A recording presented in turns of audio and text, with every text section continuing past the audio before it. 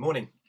We're here today on our Advent reflection, day 18, and Christmas is just round the corner.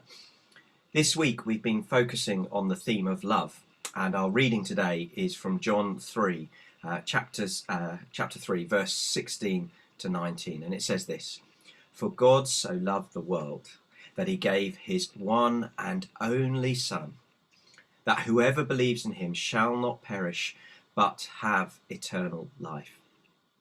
For God did not send his Son into the world to condemn the world, but to save the world through him.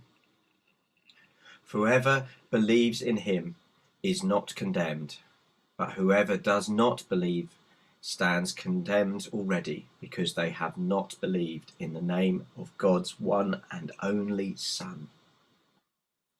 This is the verdict.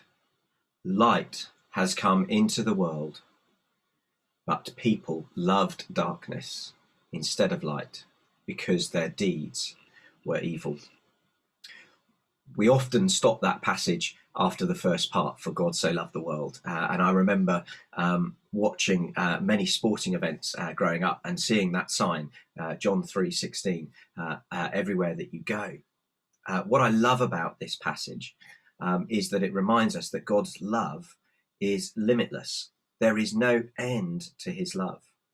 And that actually when Jesus comes into this world as a baby to be that light, we, you and me, have a choice whether to accept the gift of love.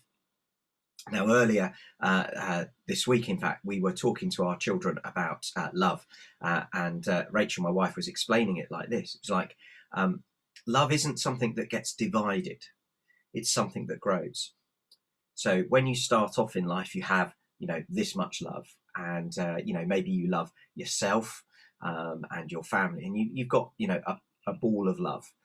But as you get older, you start meeting people, you start to get to know friends and things, and that love expands a bit to include them. It doesn't divide and get spread out more thinly. It expands, but eventually you might meet someone special, and so your love grows a bit more, and then when you're with that person, you might have children, and your love might expand again. And then, in fact, you have another child, and the children might be like, "Oh, well, you're going to have to divide your love between us." No, it doesn't work like that. Love grows. Love wins. It gets bigger and bigger and bigger.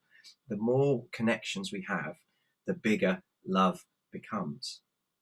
And it's exactly the same with God. There is no limit to the love that he has for you and for me. And this Christmas, as we come to an end of what has been a really tough year, I think it's good to be reminded of the fact that God's love is limitless. There is no end to it, and it just keeps on getting bigger and bigger and bigger and bigger and bigger.